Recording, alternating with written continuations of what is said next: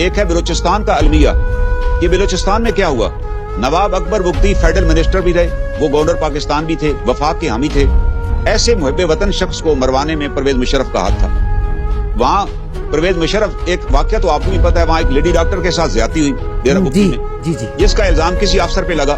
تو اکبر بگٹی نے مطالبہ کیا کہ اس کی انکوائری کرائی جائے, اور اگر افسر اگر ذمہ دار ہے تو اس کے خلاف کارروائی ہونی چاہیے. یہ بڑا جائز مطالبہ تھا. اس نے کہا میں برداشت نہیں کر سکتا کہ ہماری سرزمین. اس کے بیٹے کے خلاف ایک دفعہ کسی نے ایلیگیشن لگایا تو اس نے اپنے بیٹے کو ڈیرہ بگٹی سے نکال دیا کہ میں دوبارہ تمہیں ڈیرہ بگٹی کی حدود میں نہیں دیکھنا چاہتا, جسٹ گیٹ لاسٹ. جو آدمی اتنا فارم تھا اپنے بیٹے کے بارے میں کہ میں تمہیں گولی مار دوں گا اگر I have seen you in the area, وہ پھر ساری زندگی اس کا بیٹا نہیں آیا. تو وہ بڑا پرنسپل بندہ تھا. اس نے کہا جی یہ انکوائری کرائیں. تو مشرف صاحب نے کوئی انکوائری نہیں کرائی. کوئٹہ میں لوگوں نے مطالبہ بھی کیا, پھر مشرف صاحب نے خود ہی بیان دے دیا کہ I have checked up the officer is innocent. اس پہ اکبر بگٹی نے کہا کہ اب تو کسی انکوائری کا فائدہ ہی نہیں ہے, جب آپ نے صدر مملکت نے خود ہی سرٹیفکیٹ دے دی ہے بغیر اس لڑکی کو سنے. اور الٹیمیٹلی وہ لیڈی ڈاکٹر کو پاکستان کی چھوڑ کے پھر باہر جانا پڑا. اپنے میاں کے ساتھ وہ پاکستان چھوڑ کے چلی گئی. یہ وہ وجہ نزاع بنی اکبر بگٹی, اور ظاہر ہے وہ اس کا سٹینس واز ویری ویلڈ. اگر انکوائری ہوتی, افسر اگر بے گناہ ہوتا تو بات ختم ہو جاتی, افسر کو جرم ثابت ہو جاتا تو افسر کے خلاف فوجی کارروائی کرنی تھی. وہ کون سا مطالبہ کر رہا تھا کہ اسے میرے حوالے کریں. تو آپ اس سے اندازہ لگائیں جہاں سے ایشو شروع ہوا. اور اس کے بعد پھر مشرف صاحب نے آرڈر دیا, ایک یونٹ وہاں پر تھی ایف سی کی, کہ جی آپ اکبر بگٹی کے گھر کے اوپر جو ٹاپ ہے نا پہاڑی, وہاں پر اپنی یونٹ قائم کریں. وہ نے وہاں چوکی قائم کر دی. اس کے سی او نے بھی کہا کہ سر یہ چوکی غلط ہے کہ نیچے اکبر بگٹی کا گھر ہے, لیکن مشرف صاحب نے نہیں مانا, نے کہا یہ وہیں رہے گی. نتیجتاً پھر وہاں فائرنگ ہوئی. تو یہ واقعہ بھی چودھری شجاعت حسین صاحب نے اپنی کتاب میں لکھا ہے, میں وہ بھی آپ کو پڑھ کے سناتا ہوں. وہ کہتے ہیں کہ جی میں جب یہ حالات خراب ہو گئے اور اکبر بگٹی پھر وہاں سے مجھے بھیجا گیا کہ میں اکبر بگٹی سے جا کر میں بات کروں, تو میں جا کر اکبر بگٹی صاحب سے ملا. اس وقت اکبر بگٹی اپنے گھر پر ہی تھے. ان نے مجھے دکھایا ان کے گھر کے سین کے اندر ایک بہت بڑا گڑھا تھا کہ یہ میرے گھر کے اندر راکٹ لانچر مارا گیا ہے, اور دیکھیں میرے گھر کی بے پردگی اوپر سے ہو رہی ہے, اور میں برداشت نہیں کر سکتا کہ میرے گھر کے اوپر چوکی بنائی جائے. نتیجہ یہ نکلا کہ ان نے وہاں سے وہ گھر چھوڑ کے چلے گئے اور پہاڑوں میں چلے گئے. اور پہاڑوں میں جانے کے بعد وہ وہاں جا کر بیٹھ گئے. اور اس کے وقت بھی پھر چودھری شجاعت حسین نے مداخلت کی. انہوں نے کہا یہ بڑا نقصان ہو جائے گا.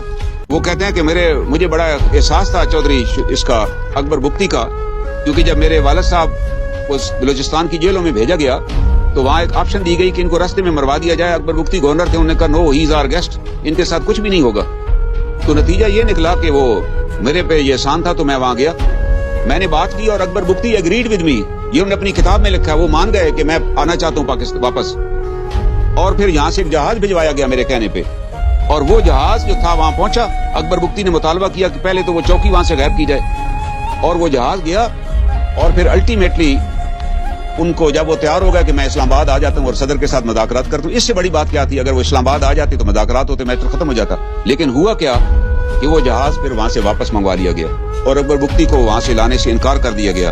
وہ کہتے ہیں, ابھی یہ واقعہ سنیے, نواب اکبر بگٹی نے بعد میں مجھے بتایا کہ صدر مشرف کے آفس سے فون آیا کہ ان کو لانے والا جہاز دیگر بگٹی پہنچنے کے بعد خراب ہو گیا ہے, لہذا میٹنگ منسوخ کی جا رہی ہے. نواب اکبر بگٹی کا کہنا تھا کہ اس فون کے آدھے گھنٹے بعد صدر مشرف کا جہاز, جو انہیں خود اپنی آنکھوں سے فضا میں اڑتے دیکھا, یہ جہاز ڈیرہ بگٹی ایئر بیس سے واپس جا رہا تھا. یہ ان دونوں کی بات ہے جب حالات بڑے خراب تھے. ہم ایک میٹنگ میں موجود تھے, وہاں جنرل ندیم اعجاز جارحانہ طبیعت کے افسر ہیں جو ڈی جی ایم آئی تھے. وہ جب بھی بات کرتے تو بڑی سخت بات کرتے. نتیجتاً یہ نکلا کہ اکبر بگٹی کو وہاں مار دیا گیا. اور اس کے بعد میں نے ان سے کہا کہ میری درخواست یہ ہے کہ اکبر بگٹی کو نہ مارے بلکہ ان کو گرفتار کر لیں.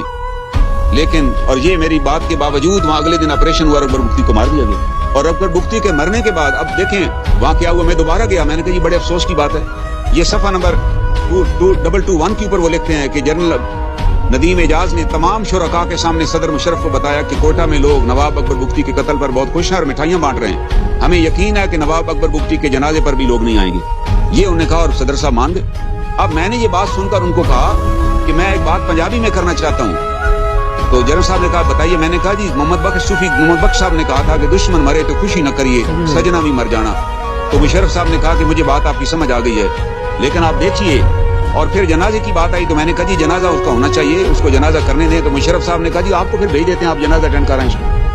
تو لوگوں نے کہا جی آپ ان کو کیوں مروانا چاہتے ہیں. پھر نواب اکبر بگٹی کی لاش بھی اس کی فیملی کو نہ دی گئی, لاش بھی نہ دی گئی, اور ایک باکس میں ان کی لاش باندھ کر کے تالا لگا کے دے دی گئی.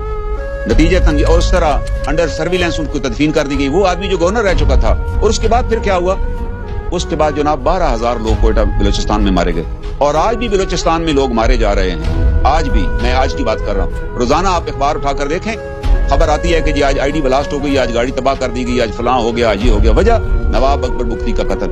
نواب اکبر بگٹی کو اس نے قتل کیا انٹرنیشنل ایجنڈے کے تحت, کہ ایک ایسا بیج بویا گیا کہ تمام بلوچوں نے کہا کہ اگر یہ حالات ہیں, ہمارے ایک آدمی آپ سے مذاکرات کرنے کے لیے آنا چاہتا ہے اور آپ کہتے ہیں جی ہمارا جہاز خراب ہے, آپ اگلے دن اس کو مروا دیتے ہیں وہاں پر. یہ کون سا طریقہ, یہ ریاست آپ اس طرح چلا رہے ہیں؟ اور کتنے لوگ, یہ نوجوان افسر ہیں ہمارا جو قیمتی سرمایہ تھا پاکستان آرمی کا, کیپٹن اور میجر, وہ شہید ہو رہے ہیں.